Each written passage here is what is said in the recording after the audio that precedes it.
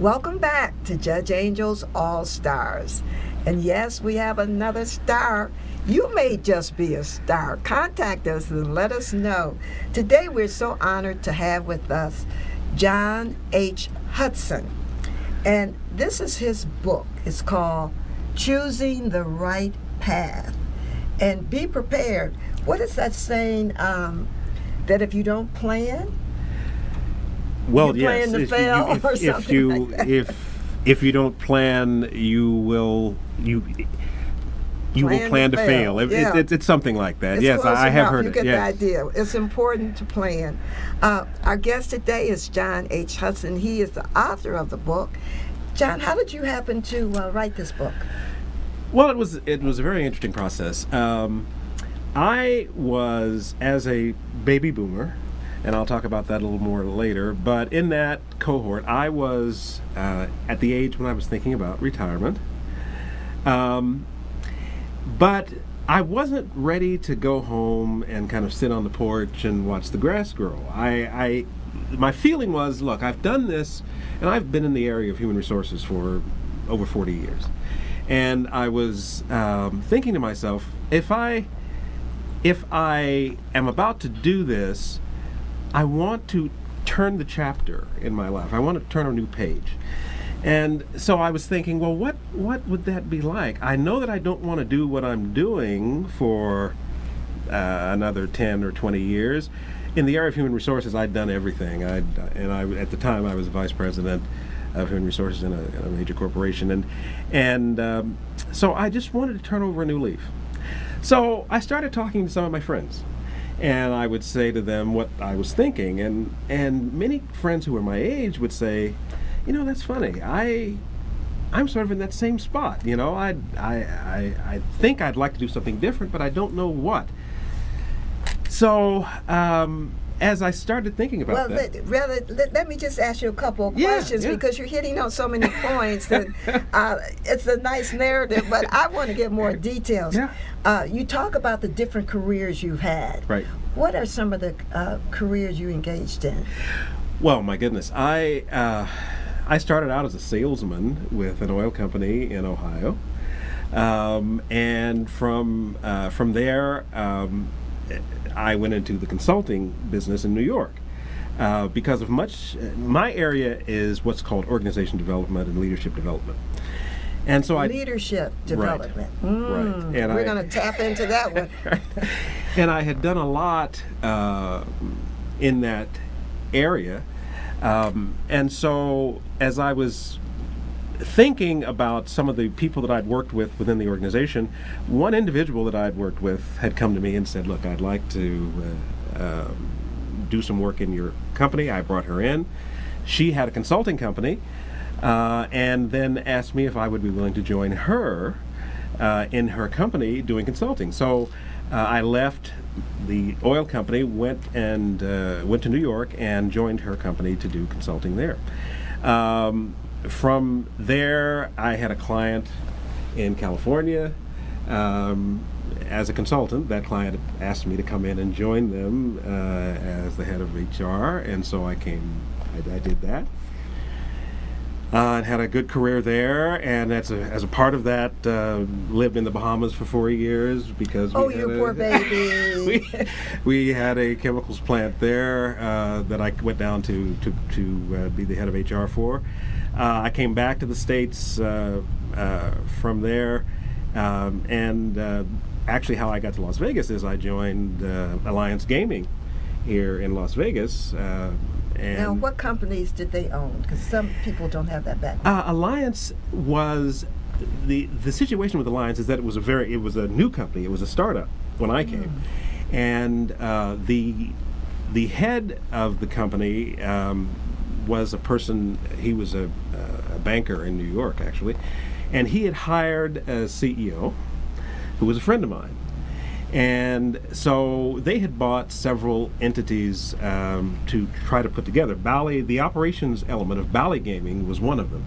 Okay, there we go. So that's something people can identify with. It was a part of Bally's Bally's was a part Was a of part their of group. them, right? Yeah. They bought the. So you were Operations with the Element. big boys immediately. So you had all this yeah. great background. Right.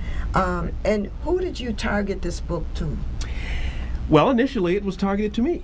Okay. Because I was, as I mentioned, going through that phase of trying to figure out what is it that I want to do next. And as I found out that more people were in the same box that I was, who were a part of this baby boomer generation, which is an element of people who were 1946 to 1964, basically born in that The period. baby boomers are changing the world. They have changed it all the way through. We, I'm one of those people, we're such a large group.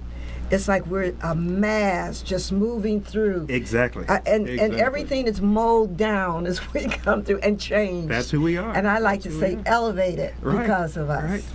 And so the real essence was for writing this book is that group is now moving out of the workforce. And as I talked to more and more people, I said, well, if this is how I'm feeling, and I'm finding that a lot of other people have this too, I'm going to try and do something in the form of a book that will help us all kind of make some better decisions, more informed decisions about what that next page, what that next chapter in our lives will be.